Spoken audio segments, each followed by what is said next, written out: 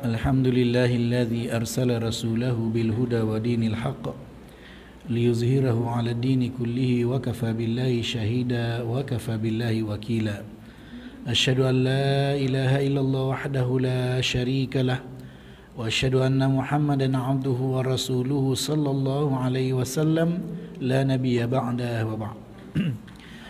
Alhamdulillah, puji dan syukur kehadirat Allah Subhanahu wa taala atas segala karunia yang Allah berikan pada kita, atas segala rezeki yang telah kita pergunakan dalam kehidupan ini, atas segala kenikmatan hidup yang kita rasakan. Mudah-mudahan semua itu membuat kita selalu ingin mendekat kepada Allah Zat yang memberikan karunia itu kepada kita semua.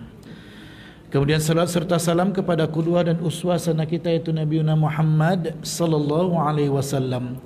Allahumma salli wa sallim alaihi. Baik, Bapak Ibu sekalian yang dirahmati Allah, hadis yang kita bahas pada pagi hari ini hadis yang ke-6 dalam kitab Al-Arba'in An-Nawawiyah. Hadis yang diriwayatkan oleh an Abi Abdullah An-Nu'man ibn Bashir radhiyallahu anhu ma qala Sami'tu Rasulullah sallallahu alaihi wasallam yaqul. Hadis ini diriwayatkan oleh An-Nu'man ibnu Bashir yang kunyahnya Abu Abdullah. Hadis ini diriwayatkan oleh satu orang, tapi ternyata radhiyallahu anhuma. Jadi kalau Bapak Ibu mendapati hadis diriwayatkan oleh satu orang sahabat, namun ternyata doanya yang kita berikan kepada sahabat tersebut adalah radhiyallahu anhuma, menunjukkan dua orang, berarti beliau dan ayahandanya adalah sahabat. Baik, berarti An-Nu'man dan ayahnya adalah sahabat, maka didoakan kedua-duanya radhiyallahu anhuma. Sami'tu Rasulullah sallallahu alaihi wasallam yaqul, aku mendengar Rasulullah SAW bersabda, Innal halala bayyinun wa innal harama bayyinun wa bainahuma umurun mushtabihat. Sesungguhnya yang halal itu jelas, yang haram itu juga jelas. Dan di antara keduanya ada hal-hal yang dikeragui. La ya'lamuhunna katsirun minan nas. Kebanyakan orang tidak tahu. Bapak Ibu sekalian yang dirahmati Allah, dalam Islam yang halal itu sudah ada panduannya. Contohnya dalam makanan, yang halal itu sudah ada panduannya. Ya, halalan thayyiban. Semua yang halal lagi baik. Dan yang haram itu juga sudah ada panduannya jelas dalam Islam. Contohnya dalam Islam kita dilarang untuk memakan apapun yang ada kaitannya dengan anjing dan babi. Ya, apapun yang menjijikkan. Maka sudah jelas innal halala bayyinun, sesungguhnya yang halal itu jelas. Bukan hanya dalam masalah makanan, tapi juga dalam masalah pergaulan. Sudah diterangkan kepada kita mana batas-batas pergaulan, baik muda-mudi ataupun lawan jenis yang ada. Begitu juga dalam hubungan muamalat, ya, hubungan sesama manusia, apakah perkawinan ataupun juga hubungan transaksi jual beli. Yang halal itu jelas. Wa innal harama bayyinun, dan sesungguhnya yang haram itu juga sudah jelas. Jadi kalau berkaitan dengan masalah yang halal dan yang haram, enggak perlu dipertanyakan lagi. Sebab kenapa? Ada kejelasan. Dan dalam kajian-kajian ilmiah lah dan kajian-kajian ilmu lah, kita mendapatkan apa-apa saja yang dihalalkan dan diharamkan tersebut. Contoh yang diharamkan dari pernikahan. Kalau kita mengistilahkan namanya adalah muhrim. Walaupun istilah itu tidak tepat. Karena muhrim itu artinya orang yang pakai pakaian ihram, yaitu orang yang berhaji ataupun orang yang melaksanakan umrah. Itu baru dikatakan muhrim, yaitu orang yang memakai pakaian ihram. Adapun orang yang haram dinikahi, istilah yang tepatnya adalah mahram, yang haram dinikahi. Awak kan tak muhrim gitu. Itu istilah yang biasa dipakai. Walaupun istilah yang tepat adalah mahram, yang haram dinikahi. Bapak Ibu sekalian yang dirahmati Allah, dalam yang haram yang dinikahi tersebut sudah ada panduannya jelas. Dalam surat An-Nisa ayat 22, 23 dan 24. Yang haram dinikahi tersebut, a'udzubillahi minasyaitonirrajim, wala tankihu ma nakaha abaukum minan nisa'i illa ma qad salaf. Dan janganlah kalian, ini perintah kepada laki-laki. Jadi kalau seandainya bagi yang perempuan, balikkan saja, ya. Dan janganlah kalian nikahi apa-apa yang dinikahi oleh ayah kalian dari wanita, artinya ibu tiri. Bagi kita tidak boleh menikahi ibu tiri. Kalau bagi yang wanita berarti tidak boleh menikahi ayah tiri. Baik, itu yang dimaksud dengan balikkan. Dalam surat An-Nisa ayat 22, seseorang tidak boleh menikahi ibu tirinya kecuali apa yang terdahulu. Apa maksud yang terdahulu? Sebelum turunnya ayat larangan ini, sudah ada orang jahiliyah yang menikahi ibu tirinya. Maka hukumnya hanya hukum yang sesudahnya, bukan hukum sebelumnya. Jangan dipakai lo kini, kan illa maqad salaf, wa nikahi dulu sudah tundak lah, tidak. Dia tetap, dan setelah turun ayat ini tidak boleh menikahi ibu tiri. Ya, itu merupakan kekejian dan juga hal yang sangat dilarang. Kemudian disebutkan lagi, hurrimat alaikum, diharamkan kepada kalian ummahatukum, ibu kandung. Ya, jadi apa yang terjadi belakangan dari berita yang kita dapati, ada anak yang menikahi ibu kandungnya, itu haram dalam agama, apapun alasannya. Sebab kenapa? Sudah ditegaskan dalam surat An-Nisa ayat 23, diharamkan kepada kalian yang pertama ibu kandung, dan yang kedua anak-anak kandung. Jadi anak perempuan, dia bagi ibu, anak laki-laki, ya. Maka anak kandung itu diharamkan. Kemudian saudari perempuan, ya, kalau bagi ibu saudara perempuan. Jadi kalau kita adik-beradik nggak boleh menikah selama-lamanya. Sebab kenapa? Itu diharamkan, pengharaman yang selama-lamanya. Wa ammatukum, ammatukum itu adalah ibu dari pihak ayah, bibi, ya, adik atau kakak ayah yang perempuan, maka diharamkan bagi kita yang laki-laki. Kemudian juga bibi dari pihak ibu, ya, bagi kita tidak boleh menikahi adik atau kakak, ya, perempuan ibu. Bagi yang laki-laki, kalau bagi ibu-ibu berarti yang sebaliknya. Baik, wa khalatukum wa banatul akhi, dan anak perempuan dari saudara laki-laki. Saya punya saudara laki-laki, maka anak yang perempuannya tidak boleh saya nikahi.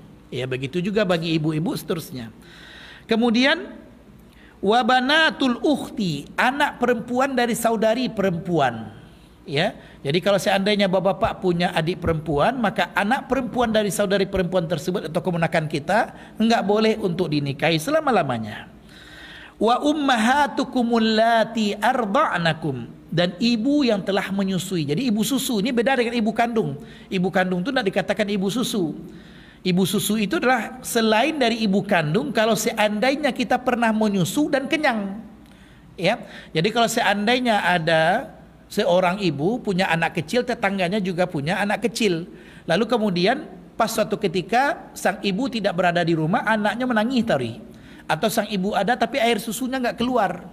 Lalu dia minta tolong kepada tetangganya untuk menyusukan anaknya, dan kemudian terdiam anaknya setelah menyusu kenyang, kemudian tertidur dia atau sudah lepas puting susunya, maka dengan itu dianggap bahwasanya dia tidak boleh menikahi ibu susunya ini. Itu dinamakan dengan ummahatukumul lati arda'nakum, ibu susu kalian, ya. Wa akhawatukum minar rada'ah, atau saudari susu. Apa maksudnya? Ketika tadi sang anak disusui oleh tetangganya, maka anak dari tetangga tersebut, kalau dia laki-laki, maka anak perempuan dari tetangga tersebut semuanya haram untuk dinikahi. Dan itu diterangkan juga oleh hadis, yuhramu minar ridha'i ma yuhramu minan nasab. Ya, diharamkan bagi susuan sebagaimana diharamkan bagi nasab. Apa itu maksudnya? Kalau ibu susu tadi punya saudara laki-laki, maka dengan sendirinya anak yang disusu tadi nggak boleh menikah dengan saudari kandung daripada sang ibu susu. Itu diantaranya. Jadi Bapak Ibu sekalian yang dirahmati Allah, begitu juga dengan ayah daripada ibu susu. Ya. Wa akhawatukum minar radha'ah wa ummahatu nisaikum, mertua perempuan. Ya. Mertua dari istri, ya, artinya orang tua daripada istri, yaitu mertua kita. Kalau bagi laki-laki mertua perempuan, kalau bagi perempuan mertua laki-laki.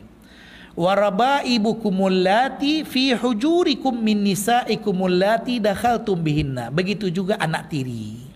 Ya. Anak tiri enggak boleh dinikahi dengan satu syarat. Ya. Sang ibu tiri dengan ayahnya tersebut sudah pernah melakukan hubungan suami istri sekali, maka haram selama-lamanya untuk menikahi anak tiri. Tapi kalau seandainya belum pernah terjadi walau satu kali pun, maka boleh bagi ibu tiri menikahi anak tirinya. Ya, sebab di sini dikatakan warabaibukumul lati fi hujurikum min nisaikumul lati dakhaltum bihinna. Kata-kata dakhaltum bihinna artinya yang telah digauli dengan hubungan suami istri. Fa illam takunu dakhaltum bihinna fala junaha alaikum. Kalau kalian yang laki-laki tidak pernah melakukan hubungan suami istri dengan istri tersebut, maka anak tiri itu tidak ada dosa untuk dikawini. Wa halailu abnaikumul ladzina min aslabikum, dan kemudian menantu dengan syarat anaknya anak kandung, dikatakan min aslabikum. Wa halailu abnaikumul ladzina min aslabikum, dan istri-istri dari anak kandungmu. Wa antajma'u bainal ukhtaini illa ma qad salaf. Lalu kemudian yang dilarang juga di akhir daripada ini adalah untuk menggabungkan antara dua orang wanita yang sekandung. Jadi tidak boleh dalam satu pernikahan dinikahi adiknya, dinikahi kakaknya. Tapi beda dengan ganti lapiak di Minang. Kalau di Minang yang dimaksud dengan ganti lapiak meninggal ditukar, itu tidak ada masalah doh. Tapi kalau dalam satu pernikahan pada waktu bersamaan digabungkan antara ya istri dengan adik atau kakaknya, itu nggak boleh. Dalam hadis ditambah digabungkan antara istri dan bibinya. Dinikahi istri kemudian dinikahi juga bibinya pada waktu yang bersamaan, itu nggak boleh. Kalau setelah meninggal atau cerai itu nggak ada masalah. Berikutnya pada ayat berikutnya wal muhsanatu minan nisa, artinya istri orang lain itu tidak boleh untuk dikawini. Baik. Bapak Ibu sekalian yang dirahmati Allah, maka betullah innal halala bayyinun, sesungguhnya yang halal itu jelas. Wa innal harama bayyinun, dan sesungguhnya yang haram itu juga jelas. Maka sepupu itu tidak ada larangan dalam pernikahan kalau berkaitan dengan agama. Yang mana yang melarangnya? Biasa melarangnya adalah karena kondisi adat. Kalau dalam konteks agama menikah dengan sepupu itu tidak ada larangan, baik sepupu dari pihak ayah ataupun sepupu dari pihak ibu, karena tidak termasuk dalam lafaz yang termasuk yang diharamkan dalam ayat ini. Jadi Bapak Ibu, yang menariknya adalah masalah warisan langsung Al-Quran yang menyebutkan hukumnya. Masalah yang haram dinikahi langsung Al-Quran juga yang menyebutkan hukumnya. Tambahan dari hadis itu sedikit. Tapi kalau solat hanya sedikit perintah dalam Al-Quran, banyak hukumnya dalam hadis. Ini menunjukkan bahwasanya hal-hal yang langsung Al-Quran mengaturnya itu menunjukkan kita perlu waspada dan perlu untuk menjaganya dengan sebaik mungkin. Innal halala bayyinun wa innal harama bayyinun. Sesungguhnya yang halal itu jelas, yang haram itu juga jelas. Wa bainahuma, dan di antara yang halal dan yang haram tersebut umurun mustabihat, ada perkara-perkara yang membuat kita ragu. La ya'lamuhunna katsirun minan nas, tidak diketahui oleh kebanyakan manusia, ragunya oleh sebagian besar. Tapi bagi para ulama dia tidak meragukan karena para ulama sudah mengetahui hukumnya. Maka Bapak Ibu sekalian yang dirahmati Allah, kenapa dikatakan syubhat? Karena menurut anggapan banyak orang itu meragukan. Maka prinsip ketika meragukan tersebut adalah tanyalah kepada alim yang kita yakini keilmuannya. Ya, orang alim yang kita yakini keilmuannya. Apa maksudnya Bapak Ibu? Sekarang ini banyak orang tempat bertanya, tapi paling penting adalah siapa yang ibu bapak yakini keilmuannya, tanyakanlah. Karena inilah berkaitan dengan ayat fas'alu ahlal dzikri in kuntum la ta'lamun. Tanyalah orang-orang yang mengetahui jika kalian tidak tahu. Jadi sama juga Bapak Ibu, kalau kini banyak orang, Pak Ustadz tambah mengaji kami kadang-kadang tambah pandiang kami. Baka begitu kece Ustadz iko bulia kece Ustadz iko indah. Iya Bu. Iya, kadang-kadang ada. Maka saya katakan kepada Bapak Ibu, kalau terjadi kasus seperti itu, maka ambillah ilmu siapa yang Ibu lebih yakini. Ya, Bapak Ibu yakini ilmu siapa? Sebab kenapa? Karena kita diperintah untuk mengambilnya. Mengambil dari orang yang kita percaya keilmuannya. Maka berikutnya lagi Bapak Ibu sekalian yang dirahmati Allah, kalau saya biasakan ketika terjadi perbedaan pendapat, terangkan dulu kenapa berbeda pendapat para ulama supaya kita mudah ya meletakkan diri kita pada kondisi tersebut. Sebab kalau seandainya kita tidak tahu sikap tersebut, khawatirnya satio orang berbeda awak nampak niang. Ya, satio orang nama beda awak nampak niang. Maka Bapak Ibu sekalian yang dirahmati Allah, inilah prinsip yang ada.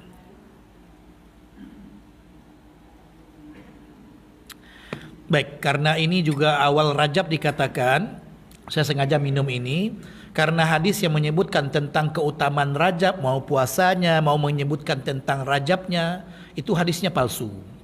Ya, jadi Bapak Ibu sekalian dirahmati Allah, silakan Bapak Ibu puasa, besok hari Kamis silakan, hari ini juga silakan karena sifatnya ada puasa mutlak.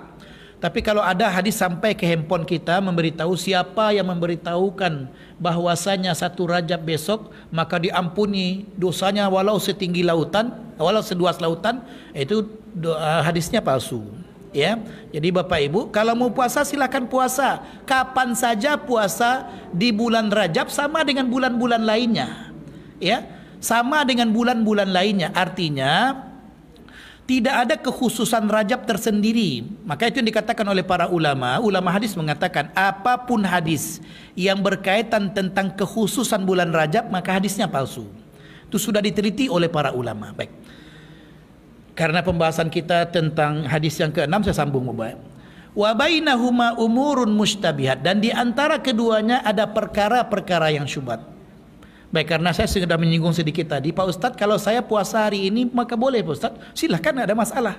Tapi jangan pahami bahwasanya ada kekhususan puasa tanggal 1 Rajab, nggak ada kekhususan. Ya, sama dengan puasa pada hari-hari lain, pada bulan-bulan lain. Ya, Bapak Ibu sekalian dirahmati Allah. Ya, kalau seandainya pas hari Kamis, kemudian tanggal 1 kita sudah biasa puasa hari Kamis, puasa saja. Kalau kita puasanya puasa sunat mutlak, kapanpun kita ingin puasa, puasa saja, nggak ada masalah. Ya, yang asalnya adalah ketika ada hadis yang menyebutkan khusus tentang keutamaan awal Rajab, itu yang bermasalah. Tapi jangan salah pula dipahami, kalau gitu tidak boleh kita puasa Rajab, Ustaz. Tidak ada mau ngecek itu Bapak Ibu. Kalau Bapak Ibu ke puasa Rajab silahkan, tapi jangan bayangkan ada kekhususan tentang keutamaan puasa di bulan Rajab sama dengan bulan lainnya. Ya, Pak Ustadz ada hadisnya tentang itu, maka sederhana saja. Para ulama hadis telah meneliti apapun hadis yang menyebutkan tentang keutamaan bulan Rajab secara khusus Bapak Ibu, ya, tentang salat malamnya, tentang memberitahu awalnya, tentang puasanya, maka hadisnya palsu. Ya, kecuali kalau tentang keutamaan bulan-bulan haram. Ya, kalau bulan-bulan haram itu hadisnya sahih. Apa itu bulan haram? Bulan Rajab, ya. Kemudian Zulhijjah, Zulqa'dah dengan Muharram. Itu 4 bulan haram, ya. Kalau tentang keutamaan 4 bulan ini betul hadisnya sahih. Tapi kalau khusus tentang Rajab saja, maka boleh dikatakan seperti itu, sudah diteliti oleh para ulama. Panjang pembahasan ini Bapak Ibu. Ya. Karena bagi saya Bapak Ibu sekalian dirahmati Allah, ada ilmu yang bisa kita amalkan dalam kajian ini. Ya, saya sederhana saja duduknya saya di sini, saya berharap ya kita dapat ilmu yang bisa untuk kita amalkan sehingga dia menjadi ilmu yang bermanfaat kapanpun dan dimanapun juga. Baik, wa bainahuma umurun mustabihat. Ya, famanittaqa syubhat faqad istabra'a li dinihi wa irdihi. Siapa yang berhati-hati dalam masalah syubhat, contoh awak makan piragu halal atau tidak, ya, maka siapa yang berhati-hati dalam masalah syubhat berarti dia telah menyelamatkan dirinya, agamanya dan kehormatannya. Wa man waqa'a fi syubhat waqa'a fil haram, dan siapa yang terjatuh dalam masalah syubhat seakan-akan dia terjatuh dalam masalah yang haram. Jadi kalau berkaitan dengan yang syubhat Bapak Ibu, hati-hatilah. Ya. Kemudian syubhat itu banyak mungkin, keraguan kita terhadap makanan. Contoh Kalau di kita MUI Sumatera Barat itu ada, kita buat misalnya logo tentang halal. Jadi kalau Bapak Ibu misalnya mendapati logo halal, tentu yakin langsung dimakan makanan tersebut, insya Allah Ibu Bapak aman. So kenapa? Yang mengeluarkan label halal yaitu MUI, mereka yang bertanggung jawab terhadap apa yang mereka keluarkan. Tapi kalau Ibu mendapati tulisan halam alif lam, nyebut seseorang halal, tulisnya halal dalam bahasa Arab tu, atau bahasa Indonesia nyebut HALAL nyebutnya, itu tidak bisa dipercayai oleh Bapak Ibu. Sebab semua orang bisa membuat hal tersebut. Jadi kalau ada logonya yang keluar, baik logo dari Thailand misalnya, atau Malaysia misalnya, atau misalnya di daerah-daerah lain, negara lain, lalu kemudian ibu bapak ke luar negeri, dapati logo tersebut, berarti makanlah. Sebab kenapa? Karena itu sudah dipastikan kehalalnya oleh orang yang berkompeten. Baik, tapi kalau ragu maka tinggalkanlah. Baik. Ala wa inna likulli malikin hima. Ketahuilah bahwa setiap penguasa itu ada punya daerah larangan. Jadi kalau seandainya Bapak Ibu mendapati suatu tempat tidak boleh masuk, berarti itu dilarang. Ya. Maka kita tidak boleh masuk tempat tersebut. Jadi sama dengan kalau seandainya kita pergi ke Bukit Tinggi lalu sampai di Ngarai Siano. Di Ngarai Siano itu kan biasanya Bu ada pagar dibuat. Tujuannya apa? Tidak jatuh orang ke bawah ngarai. Iya Bapak Ibu. Jadi kok ada orang menggembala, ya biasanya nak mau menggembala di tepi-tepi itu doh. Sebab kenapa jatuh beko mati binatangnya. Maka begitu juga kalau ada orang menggembala di tepi-tepi ini sama dengan jatuh ke dalam yang syubhat. Takut jatuhnya ke dalam yang diharamkan. Maka caranya adalah jauh-jauh dari yang syubhat tadi. Ya, kalau yang syubhat yang akan membuat jatuh itu berada di tepi-tepi ngarai yang dikhawatirkan akan terperosok kita ke dalamnya, begitu juga dalam masalah syubhat. Syubhat itu seakan-akan di tepi jurang, khawatir kita jatuh ke dalamnya. Maka bagaimana caranya dengan syubhat? Berhati-hati dalam masalah syubhat. Ala wa inna fil jasadi mudghah. Ketahuilah di setiap tubuh kita ini ada segumpal daging. Kalau baik dia, maka baiklah seluruh tubuh. Apa itu? Hati. Maka jagalah selalu, jangan sampai dia dikotori. Baik, Bapak Ibu sekalian dirahmati Allah, karena waktu sudah 20 menit lebih. Silakan kalau ada Bapak Ibu tanya jawab, silakan Bu. Iya, sebentar Bu, ada pertanyaan.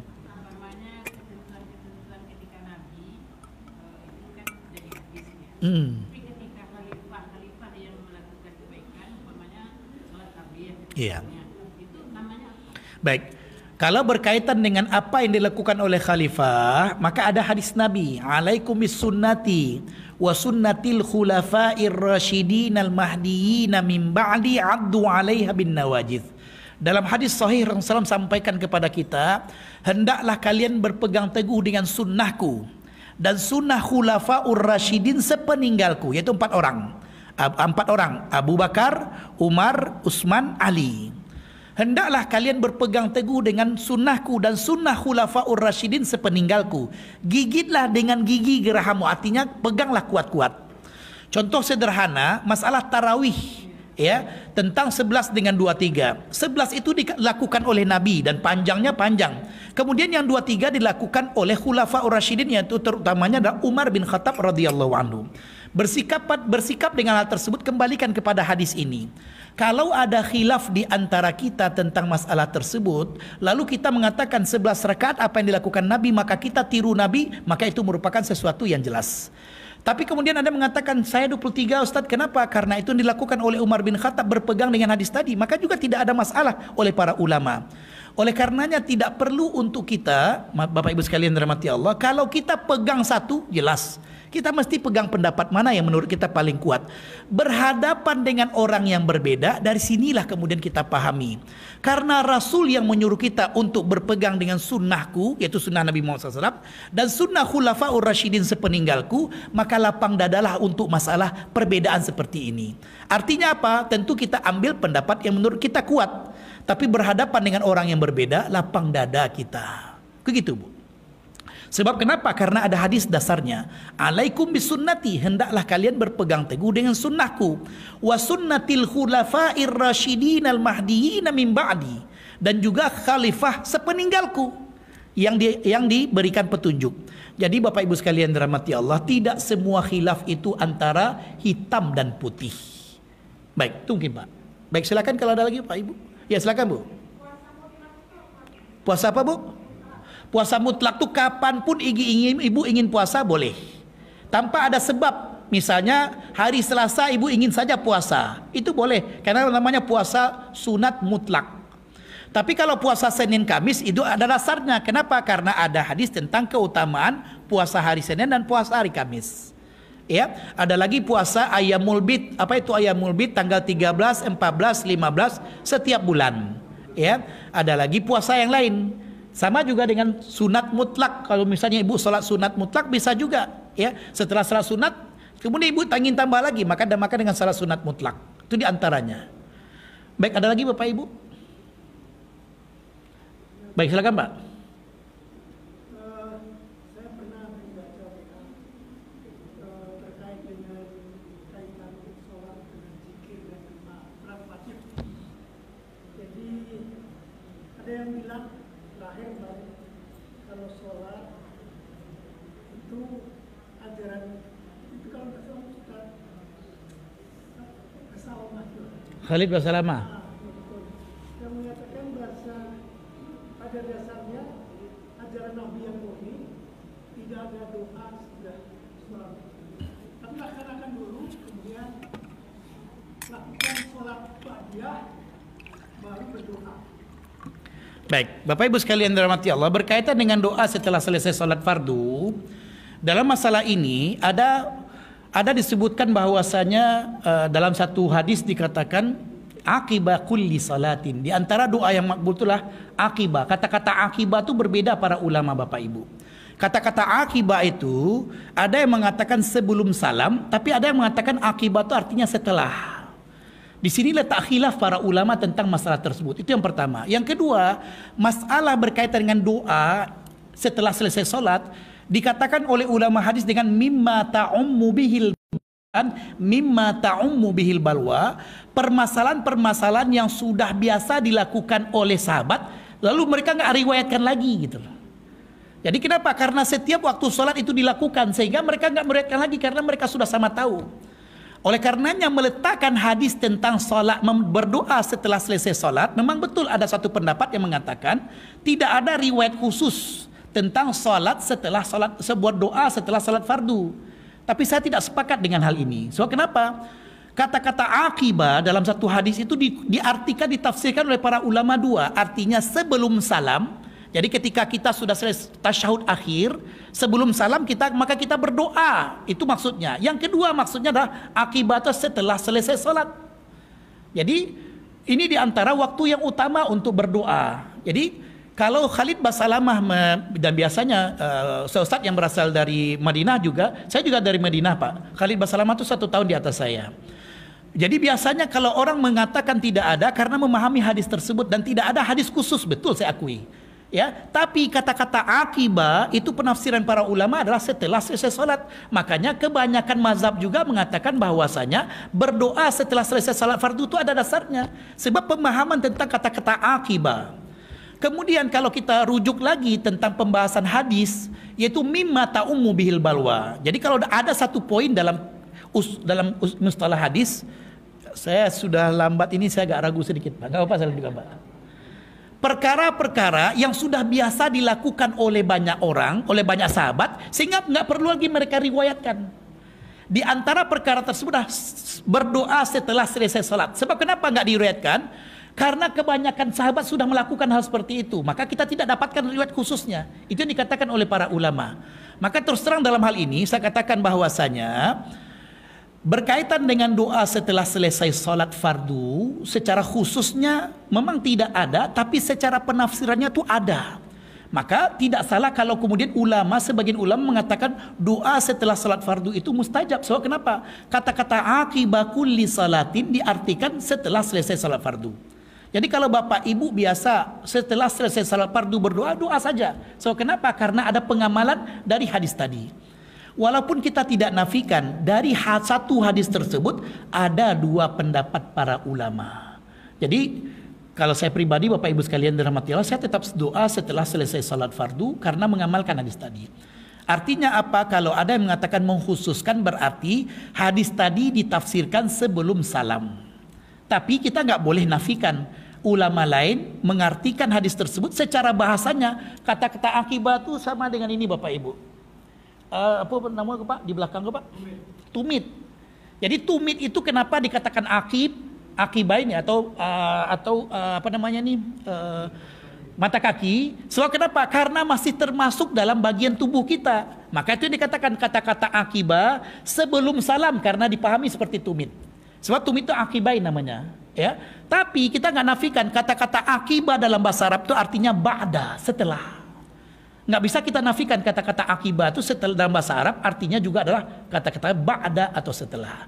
Jadi menafsirkan tentang hadis tersebut berbeda para ulama. Kalau berbeda para ulama, saling menghormatilah pendapat yang berbeda. Itu Pak.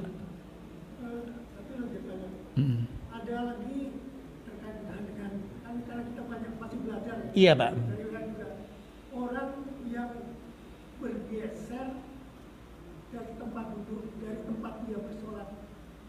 Sunat. Kan zikir. Iya. Katanya zikir itu sebaiknya di tempat dia sholat. Nah, kemudian? Tapi ada yang kan banyak di antara kita yang kadang-kadang bergeser. Itu katanya di hadis itu dikatakan bahasa pada dasarnya itu malaikat kasarnya tidak mendukung dia untuk bergeser. Kalau itu dalam hadis salat subuh Pak, kalau kita akan melakukan salat sunat isyraq atau salat sunat syuruk, ada hadisnya tentang hal tersebut. Tapi kalau salat fardu yang lain saya tidak mendapati, saya tidak tahu ya. Mungkin ada hadisnya saya nggak tahu. Tapi minta maaf Bapak Ibu, saya di Madinah S1-nya di kuliah hadis, S2 S3 juga di kuliah hadis. Jadi mungkin sudah ada banyak yang saya baca, tapi saya nggak mendapati khusus tentang hadis misalnya zikirnya mesti di tempat salat. Kecuali salat subuh iya. Salat subuh itu kalau berkaitan dengan salat sunat isyraq memang ada kekhususan tentang duduk tempatnya. Kecuali kalau seandainya saya nggak dapati Pak. Jadi kalau seandainya minta maaf dipahami letterlek hadisnya, wallahu alam saya nggak tahu. Tapi sebenarnya dimanapun zikir nggak mungkin malaikat nggak mencatat Pak. Nggak masuk logikanya tuh. Nggak mungkin. Sebab kenapa? Nggak ada larangan untuk zikir di tempat kita sholat atau di tempat selain tempat kita sholat. Ya, malaikat tuh mencatat kapanpun juga. Mau pulang bapak ibu di rumah itu zikir di rumahnya catat di malaikat mah. Apalagi berpindah tampe saja. Ya mungkin gitu Pak. Ya wallahu alam bisawab. Saya kira mungkin demikian. Minta maaf Bapak Ibu sekalian dirahmati Allah. Ambo nak minta maaf jo kaji Bapak Ibu. Tapi kok ada kata-kata ambo nang kurang tape. Ya maklumlah kadang-kadang nang mudo-mudo ko ya suara gak kareh sikit. Ayo minta maaf Bapak Ibu sekalian dirahmati Allah. Aku lu qauli hadza wa astaghfirullah li wa lakum. Assalamualaikum warahmatullahi wabarakatuh.